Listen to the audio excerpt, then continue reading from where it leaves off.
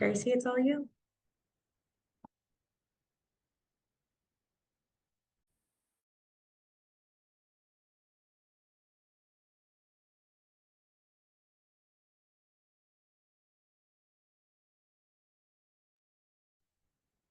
Hi guys, I'm Gracie. I'm just gonna share my screen really quick. Perfect. Can everybody see that okay? Yeah, okay, cool. Wonderful. Welcome to Grieving in the Anthropocene. This is going to be a poetry workshop about grieving and the Anthropocene, as you might imagine.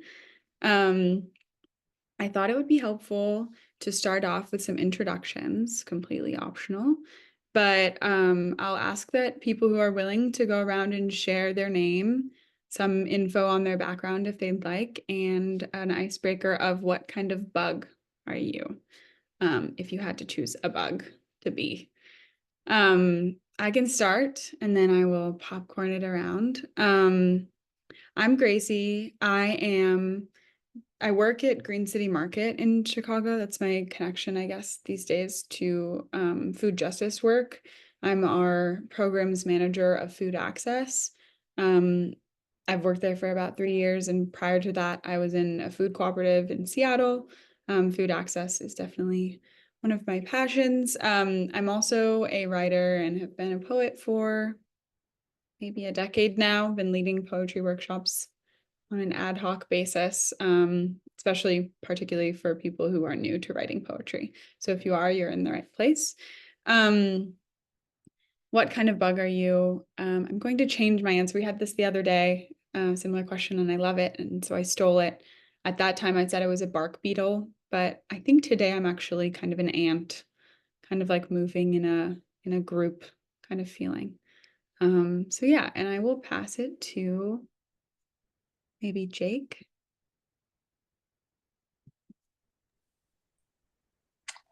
Hey y'all, what's going on? Thanks, Gracie. My name is Jake. I'm just kind of excited to be here today. I'm a therapist.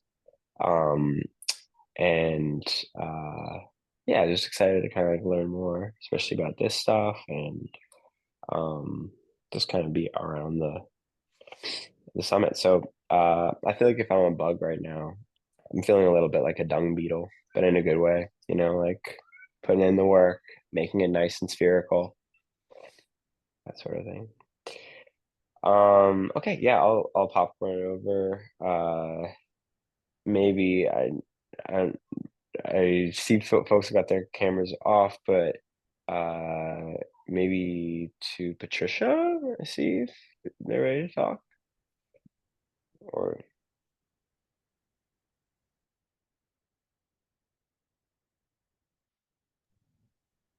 Maybe Patricia can unmute it whenever they'd like. I see someone in the chat, Brandice, introduced themselves. My name is Brandice, and I work to get fresh food to folks in Milwaukee. I would love to be a cicada. No worries about driving. Yeah, thanks for sharing. I can kind of piggyback off of that. Madison here, background from Chicago, been helping plan events for a few different nonprofits over the past few years. And it started a handful of years ago with the 18th Annual Food Justice Summit. So this is one of my favorite events to be a part of each year. I'm constantly happy to show up. And I am going to second yours, Brandy's, with the cicada. It just reminds me of summertime. All of the talk, I think, today about food is bringing me to peak summer mindset with growing. And I am really looking forward to that. And so I think cicada sounds, screaming on trees. Anyone can pick up, but I see Sierra if you feel comfy sharing, or um, anyone else in the chat.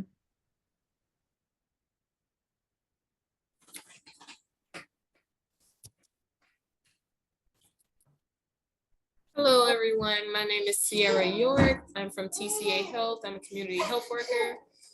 Sorry, my little baby is making noise. I'm who wants to be a butterfly. I love it. Thank you. Baby's definitely welcome here. If anyone else feels like introducing themselves, they're welcome to in the chat or come on off mute if that becomes possible for you. In the interest of time, we'll just keep it going. I wanted to ground the space. I'll be asking you guys to do a little bit of writing. So I just thought it would be helpful to have some agreements to create a space that'd be comfortable for everyone to write in, potentially share if they feel like it. These are some of the things that I use to ground my practice when I write with other people. I'll just read them off to you. Number one is do what you can. Use modest tools and materials, paper, digital, etc. Practice a slow approach to fast making. Acknowledge complexity and contradiction. Question linearity, practice fluidity. Agitate, interfere, dismantle, resist, loosen. Release perfection, remain messy. Share at any stage, and practice communal care. Those are some agreements I'm welcoming. You're free to take or leave whichever ones mean something to you. But I do want to emphasize that there is no need for perfection, and to keep that in mind with yourself and with others as we're sharing. Oh, I see in the chat. Hi, my name is Patricia Limon. Thank you. Thanks for introducing. Feel free to share a bug if you'd like. Before we get into writing, I thought it would be helpful to maybe define some of the headier terms in this presentation's title, Grieving in the Anthropocene. I'll start with Anthropocene. As many of you may know, it's a term to situate us in the particular context of time that we're living in now, commonly sort of referred to as 1950 until present. It's a more generally used to talk about the period of time during which humanity has become a planetary force of change. So when humans have started to interact and change the course of the world, obviously super broad. Some things that are helpful for me to sort of place what kind of change this might be referring to are some of the examples I wrote here. The Industrial Revolution, the increasingly commercialized agriculture system we have, and the atomic bomb. So obviously these are huge forces we're living in this time, and these are just some of the things I want us to be thinking about when we're thinking about what the Anthropocene is. One moment, sorry. My computer's doing a little freezing.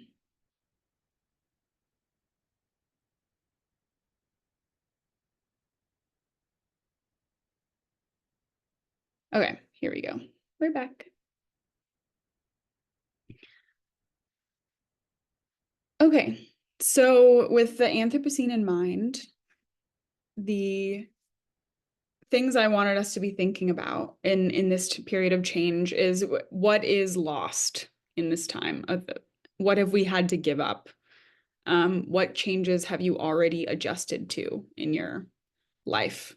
Some of the things that came up for me when I was thinking about these questions are like some of our connections to each other, to the land, to the food, where and how we get our food, where your food is coming from, having access to food that you feel connected to, that nourishes you, spiritually or otherwise. If you think of other things related to these questions, you're welcome to put them in the chat.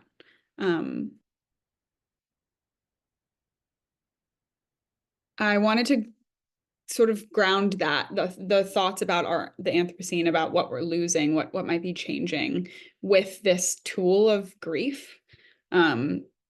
Change and grief have a lot of common spindles.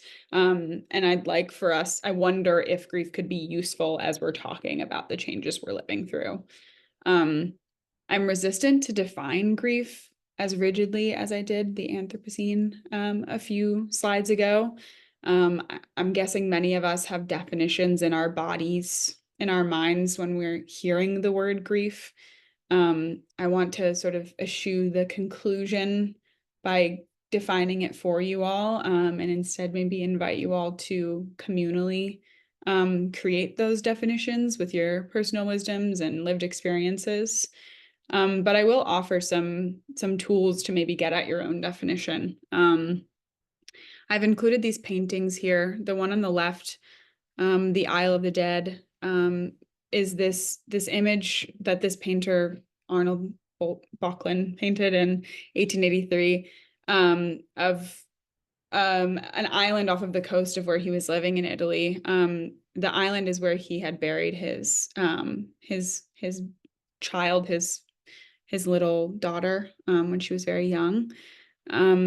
I think this could be a tool for us, this big foreboding imagery. I think it can be really helpful when discussing what grief is or feels like or expresses itself as. Another one here on the right, the anguish painting, a lamb losing its child, and the image of crows around it. The skyline. I think these paintings for me evoke some gestures towards what grief might be, what grief might feel like. I've included some other things to mull over, that grief might be a couple of different things. Grief might be an action, like we're seeing here, wailing. It also might be taking up space. It might be shifting or blurring. There's a really famous quote in the TV show Girls, where Adam, a character, says to another character, Hannah, that like if you died, the whole world would start to blur, like the trees would start to blur. It's an interesting show if any of you have seen it, but yeah, I found that quote to be really meaningful, actually. Grief could also be a place. It can be a place that you go. I go here when I've lost something. It can be a person, a shadow, a friend, a haunting. There's also a lot of different scales of grief. So there's the scale of losing people, like what these paintings are sort of based on, losing loved ones, losing friends, families, pets, plants. There can also be a little bit of more of a movable, losing expectations or desires. That can be a scale of grief. That can be as little as like applying for a job and not getting it. That can be connections to food, land. That can be your relationships, your homes. That could be as big and broad as like hopes and futures, which I think is really helpful to think about and how we're feeling through and reacting to the changes we're living through in the Anthropocene. There also can be this added depth of losing humanity. This is something I think about in context of genocide, in context of colonialism and imperialism, even encounters with the military or the police, this feeling of the absolute depth of scale of feeling like a literal loss of humanity between people, or seeing that loss of humanity in others can cause that feeling of grief in you. So those are basically just some of the starting points that I want us to have in mind as we think about our own writing. I wanted to go on to talking about poems. So I wanted to ask the question, what makes something a poem to you all? I wanted to ask it of you all. So if people could come off mute or put in the chat, what are some of the things that for you define something as a poem? What do you think when you think poem?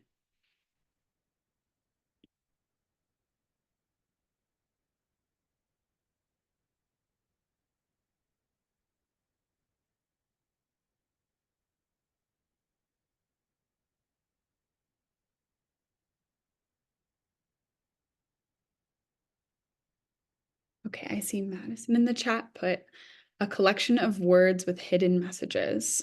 Yeah, I think that's really potent. I think a poem can be a little bit of a mystery. maybe a secret.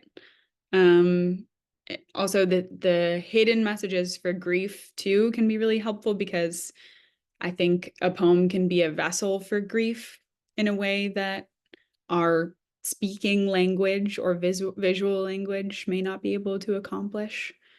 Yeah, I think that's really fruitful. Does anyone else have an idea about what a poem might be? What makes something a poem? Oh yeah, Sierra says imaginatively. Yeah, I think that's a big part of it. Imagination.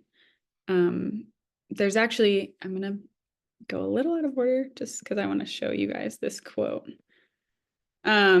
This quote I put at the end of this presentation about imagination, I think is really helpful.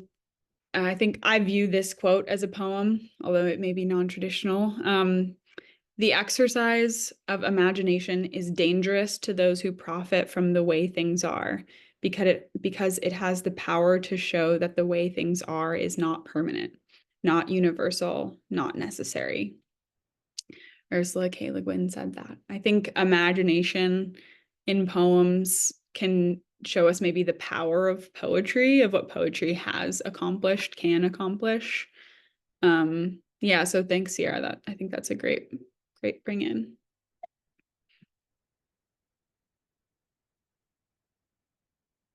Okay, Brandy says, when the words seem to swirl around you like a song. Oh, I think that's such a good point. I think poems have a lyricality to them. I've talked a lot with my friends about this too, and curious if you guys have thoughts too, like the difference between a poem and a song. I think the world swirl around you like a song is such a good way of saying the difference. Basically, poems aren't sung, but yet they are lyrical. They can be just written on a page and they still have this like sonic effect. A lingering, yeah, a way of coming off of the page and becoming something different. I think that's really beautiful. Anyone else?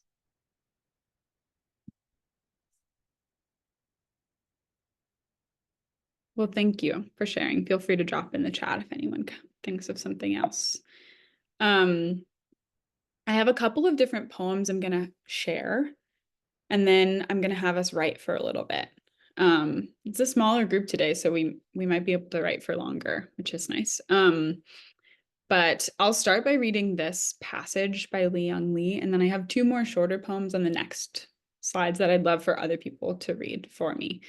I'll let you know when we get there. But Li-Young Lee is a poet and writer from Chicago, or living in Chicago. He has a really fascinating history. He has like his dad was the personal physician of Mao Zedong. Like crazy. And he moved to Indonesia shortly after he was born in China. And basically his family faced a lot of anti-Chinese like sentiment in Indonesia at that time. And so his family moved to the US. I think they originally moved to Seattle, and he ended up going to school in Pittsburgh and then settled in Chicago, and has been a longtime resident of Chicago and writes a lot about Chicago specifically, which is, I thought, interesting and useful to bring up into this conversation of Anthropocene and change and grief. So I'll just read this short passage. 2 a.m. I wake to rain. Apartments dark where other travelers sleep.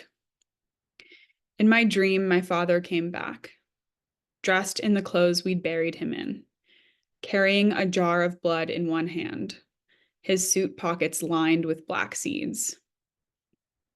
His gray wool suit seemed hardly worn, except for the shoulders and elbows, which were buffed smooth, I guessed, from rubbing against his narrow coffin. And then I saw his shoes. They were completely wrecked, their leather cracked, nicked, creased, cross-creased, their puckered seams where the stitching came unraveled, betraying his naked feet. Sockless, his ankles were frightening, and only the thinnest soles kept him from walking in bare feet. I began to cry, realizing He walked the whole way. I thought of him climbing alone the hundreds of identical stairs up from his grave in Pennsylvania, and then, obeying some instinct, walking west to Chicago toward his wife, children, and grandchildren. When did he begin his journey, I wondered.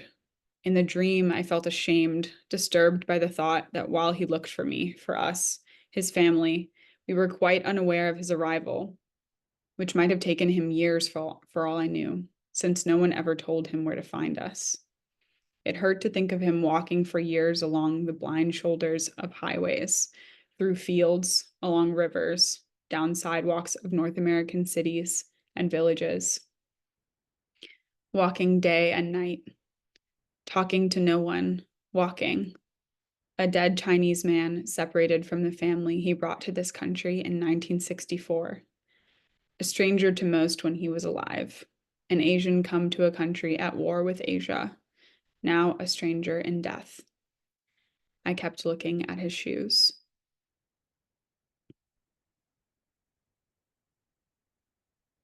So this is the first page of a book called The Winged Seed by Li Young Lee. I wanted to share it with you all to maybe expand or add upon what you all shared, what a poem might be. This is a poem, a prose poem. Many of us think of poems as having meter or line breaks. I wanted to share that this can be, I think this is a great example of a poet who's writing prose, where you still hear that lyricality. You still see that those poetic elements are suffusing, basically, from a relatively prosaically written piece, a piece you might read in any old book, not a poem book. Yeah, Brandy says, I love this piece. It reminds me of Ross Gay. I totally see that. And Ross Gay, it has a way of reading his own poems that are so alive. So a lot of similar themes too. I'm thinking of the gratitude poem. I'm forgetting the name, where he sings thank you in the middle of the poem, and his dad comes back. I think Ross Gay and Li Young Lee both have a really good mastery of what makes a poem, and they can use that in a lot of different forms. I also wanted to point out, I'm not sure if people heard it, his suit pockets lined with black seeds. I think that that's really helpful and useful in thinking about what grief is, and this connection to the CIFPAC Summit's theme of old growth, new roots. I think seeds can be a really interesting metaphor for grief. And I think that also feels very Ross Gay, Brandeis, to conjure seeds. So yeah, thanks for bringing that in. I have two other poems. Would anyone be willing to read the next one? Oops.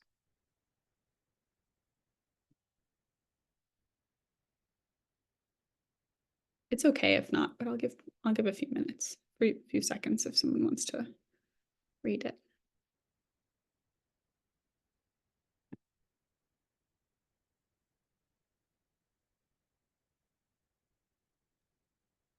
Hey, I'll read this one if that's, yeah, let me check it out. Okay. So is it the top words or the whole thing? Yeah, Mossab Aglu Toha is his name, so you can read everything below that if you'd like. In Gaza, some of us cannot completely die. Every time a bomb falls, sorry, every time a bomb falls, every time shrapnel hits our graves, every time the rubble piles up on our heads, we are awakened from our temporary death. And then keep going, yeah? Mm-hmm. Thanks. We love what we have. we love what we have, no matter how little, because if we don't, everything will be gone. If we don't, we will no longer exist, since there will be nothing here for us. What's here is something that we are still building. It's something we cannot yet see because we are part of it. Someday soon, this building will stand on its own, while we will be the trees that protect it from the fierce wind, the trees that will give shade to children sleeping inside or playing on swings. Thank you for reading. Yeah. This one's kind of a heavy one. For those that don't know, Mossab Abu Toha is a Palestinian writer from Gaza. He was born in a refugee camp there. He now lives in the US. He was a friend and colleague of Rifat Al-Arir as well, who passed away last year, 2 years ago now. I find Mossab's writing really helpful, really evocative of some of the things we're talking about. I find his writing like gobsmacking, basically, just completely annihilating. I think these two poems, the first one is a mini poem, and the We Love What We Have is its own poem that stands apart. I just put them on the same page because I think they're both important, and get at some of this dichotomy of new growth and old roots. And it's impossible to have new growth without understanding the context and the roots that came from. And I think in Gaza that history is omnipresent in a way that it might not be as much for us in the US, if people are here. Sort of this idea of living in the empire. It's much easier for us in some ways to ignore the context. It's a privilege even sometimes to ignore the context, but each of us has different relationships with the context we live in and our encounters with the Anthropocene. And I find this idea that some of us cannot completely die.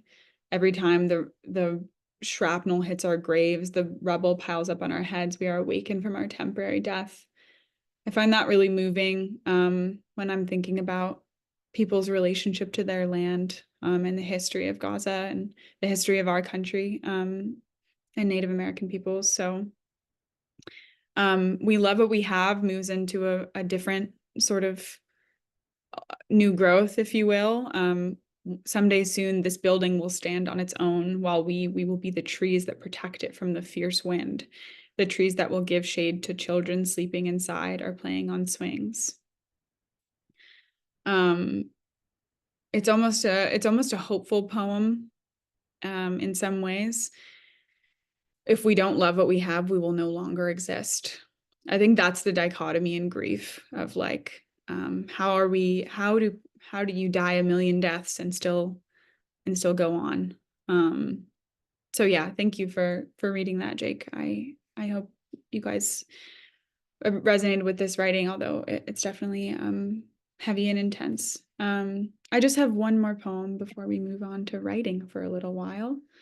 I know some folks have joined a little bit late. Hello. We're just reading a few poems and then we'll do a little bit of writing. I know a lot of people are in transit. I'll offer again and give a little bit. If anyone wants to read this poem for me, either in Spanish or English, that would be very awesome. And if not, I will do it, so don't worry.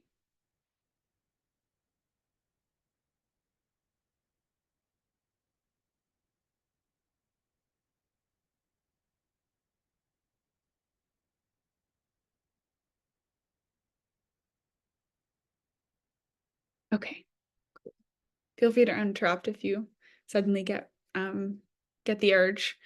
But this poem is by J.C. Bustriazo Ortiz. He's an Argentinian poet. It's called Archaic Ballad. I'm a real novice in Spanish, so I'm just going to read in English. But I have them both here for us, if other people are more advanced. Archaic Ballad. Now you are leaving vegetal iridescent. Don't light the flower of extermination for me. Water. Glimmering in your eyes. Don't light the flower of extermination for me. What's swelling in the sky? Pure power. Don't light the flower of extermination for me. Swell of the world, turbid cup. Don't light the flower of extermination for me. With the child of your entrails, don't light the flower of extermination for me. With your plucked seraph wing, don't light the flower of extermination for me. With clay pigeons soaring sovereign, don't light the flower of extermination for me. In the insufflation of goodbye, chilling my skin, don't light the flower of extermination for me. With your wary mouth, don't light the flower of extermination for me. For love of your resounding shadow, don't light the flower of extermination for me.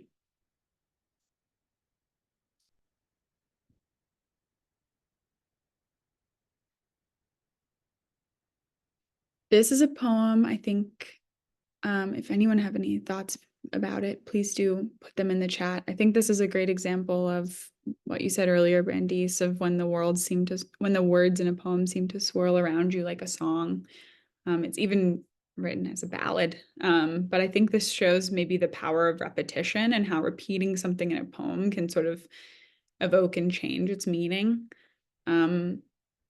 That's a tool I wanted you all to have before we move forward with writing. That's what I'll offer. The next slide is writing. So for those of you who are able, I'm going to have us write for probably about 15 minutes. These are the steps. If you have a piece of paper, I would love for you to fold it in half. If you don't have a piece of paper and you're just working digitally, that's totally cool. And I will show you how to have the same effect evoked later on. But basically for me, I'm just going to write on a printer piece of paper. So I'm going to fold the paper in half this way, long hot dog style, I think. And then I'm going to unfold it. And this will be my paper to write on. Doesn't matter this way or this way, whatever way you like. And then I'm going to ask us to basically kind of metabolize everything we've been talking about, all the different aspects of this, the change we've been living through in the Anthropocene, how that relates to our relationships with land, with food, with each other. What is lost? What do you have? What do you miss? What's left? I want you to kind of write like an altar to your grief about these questions. There are tools you can consider. Maybe there's sorrow, maybe there's memory, imagination, like Sierra said earlier, ritual. So I just want you to basically reflect on your paper about all these questions, take whatever feels resonant for you, and don't worry too much about writing poetically. Don't like over edit your voice or feel intimidated by that. The next step will basically transform whatever you write into a poem. So I'm gonna have us do that right now, and then maybe we'll come back in 15 minutes. So feel free, get comfy. I can send a playlist in the chat if people like to listen to music as well. And I will come back on and you will hear me when we're ready.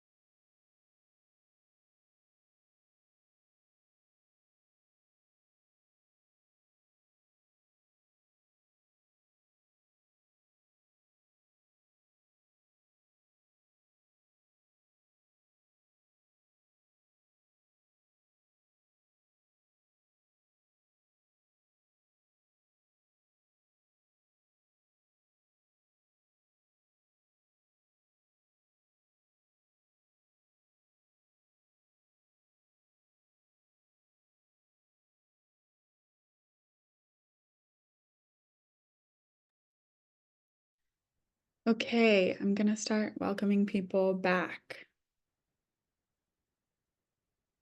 from writing. If you did write, I hope it was fruitful. I'm gonna reveal the next step. Hopefully you wrote across your fold. The trick to this is to refold your paper. If you're writing digitally, you can just find the middle point. You can even move like the little arrow at the top if you're in like a Google Doc or something like that to set a column. And you'll just read each half of what you wrote as its own poem, basically. I'll give folks like 2 minutes to look at what they've written and see how your halves have shaken out.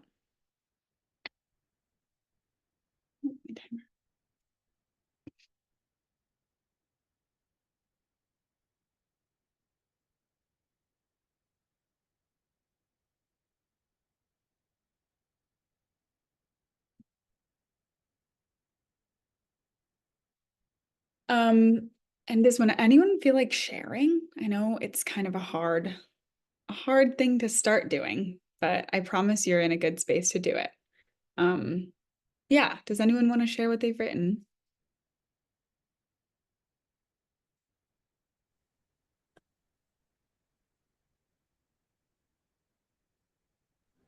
I have a short one.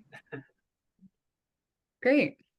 So read like the column for what you miss as what, like all the way down to like what is lost, what you miss, and then read what you have and what's left. Or Yeah, however you want to do it. Here's how I did mine. Maybe that's helpful. I folded mine in half like this, and I was just gonna go like this and just read this half as one poem and this half as another poem. But you might have written a little differently. So however you want to share is good with me. okay. Um, okay. I kind of want to read it. Yeah, I'll try it that way. So, I wrote, dirt, calluses, smell of cows in morning dew, chicken lettuce leaves in the ground rain, friends meat freezer, jerky, fresh eggs, silence, buns, dryness, inconsequentialness, boxes, receipts, screens, plastic bags. Wow. Oh my gosh. I love it. It's so cool to hear other people's writing. I really love your language there. Plastic bags, callus. Really good work. Thank you for sharing. Does anyone else want to share? I could. I don't know if I did it correctly necessarily, but There's no yeah, every time I have to move, I still drive past my old residence. I have at times trespassed into the backyard. Why did someone tear out the hostas, the bleeding hearts, the tree peony? It took 3 seasons to produce one giant bloom. Whose land is this? Before me, it was weeds and turf grass. Before that, was it cement? I know for millions of years it was a grassland or a prairie and maybe even a marsh. My grief for these tended plants is a waste of my energy. The land was never mine. That was my first part. And then I miss the tranquil summer days I would lay in the sun while my children stayed safely napped indoors. I would listen as the busy bees pollinated around me. I still have tranquil summer spots. I still have my children's safety. I still plant on others' land.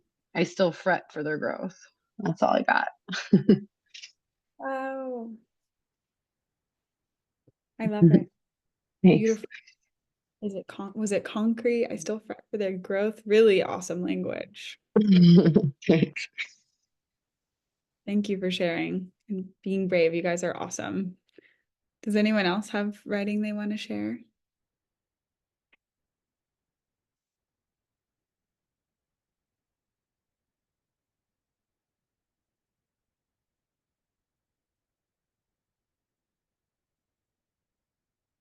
I can share mine if people, and then maybe someone else will want to after. I guess mine's a little bit, I knew where it was gonna go. So I think I had a little bit of a cheat code. I'll read it. I'll read the whole thing and then I'll read each column so you guys can see how mine went. It's pretty short. My dad, I'm scared he has forgotten how to tie his shoes. I used to be able to spy a cat tail in a field of grass, but now it all starts to blur, too much to take in. There is an impossibility to my memory. Birds gather around like there is something to see. A man walks toward me, growing at the edges until I recognize him as my grandfather, coming for my father. I stop and watch. I can't say goodbye to all this at once. My world dilates and I go back to holding my seed, a pawpaw tree someday. My friend asked me for one and I meant to send it to her, along with a book, some feathers, dried lavender, old shoes. She always takes my puzzle and I get that. It has to go. I keep my door unlocked until someone gets mad at me. I leave all my shoes outside because there's no place for them in here, tied or untied, loose or free.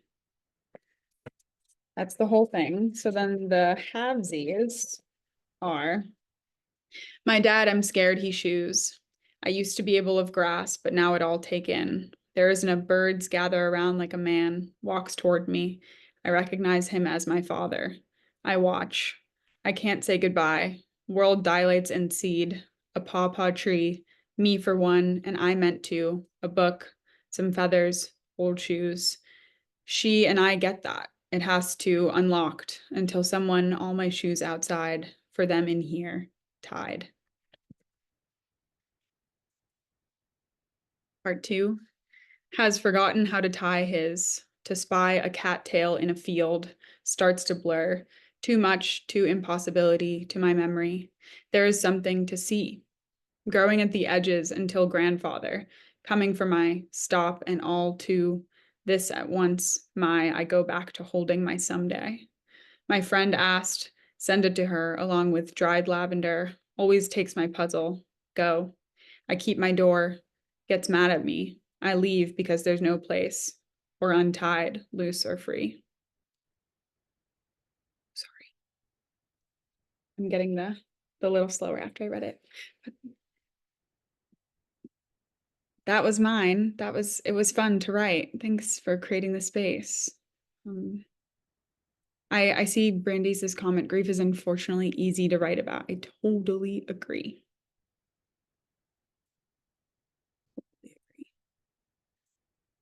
Does anyone else want to share theirs? I can share, Gracie. So I did not successfully use the fold structure, but I think maybe something else has come out of it and I'll just piece it together. And I'm gonna read from the like, what do I miss, what's left list. So I miss seemingly endless unstructured time outside, but what's left are special breaks. I miss the quiet, but what's left is music. I miss the snowy winter time in white blankets, but what's left is some winter and the moment when it's falling, but it's gone as soon as it hits the ground. I miss slowness, not knowing. I miss being barefoot outside, dry, clean air. And I miss when there were fewer options for things, but lots of options outdoors. Wow. I love that. Thank you for sharing. I love the line that it's gone as soon as it hits the ground. That's really awesome. Yeah, it's fun to see. This is the first time I've used this prompt in a workshop, so it's fun to see what different people did with it. I think that's the point of poetry, so it's awesome. Yeah, for sure. And reading these out loud versus writing them, totally. Thank you for being brave. Yeah. Ooh. There we go. Yeah, does anyone else have anything to share? I know most of us has shared, just gonna give one more chance. I could try reading. Mine was short, so yeah, I wasn't. I thought about. I just want to listen to everybody else's, but talking about getting it out loud is interesting to me. So I'm interested how this might go. But I'm just gonna read the left side, I think. Um, So it's hard to know, it's nothing to do, say anything to be, to change. It's not misunderstanding. It's not the misunderstanding. It's still alive. And I was just like realizing that that had some repetition. So that was an interesting thought. That's really cool. I like the sentence structure you used. It's nothing to be. Yeah. Thank you for sharing. That's awesome. I know we're coming up on time here. That's the writing prompt I had for you today. We had some other poems that you guys could look at. I'll share the slides with you all in the chat. Basically, I have some other poems and resources if this was generative for you. This is a fun little worksheet that I sometimes use when I'm writing my poems. Some questions I might ask of my poems and the poems of others. It's probably too much to get into right now, but it's fascinating to think about especially in terms of the accidental poems we've just written, basically. Yeah, so I'll leave this with you guys. I'll put it in the chat, and then there's some more like poems and thoughts at the end of this presentation that we won't have time for, but I'll just end with this poem, and then I know Madison has a little poll for you all. I thought this one might be helpful to ground our conversation about grief, new growth, old roots. It's by Sid Corman. The stars are there not to remind us, but to let us know what this is. There is no end and never was a beginning, so here we are, amidst. Nothing ends with you, every leaf on the ground, remembering root. So yeah, thank you guys so much for joining and sharing your work. This was so much fun. I really appreciate it. And for your bravery talking about grief. It can be hard to welcome it into spaces like this. So you guys were really the stewards of that, and I super appreciate it. So thank you. Thank you so much. Thank you.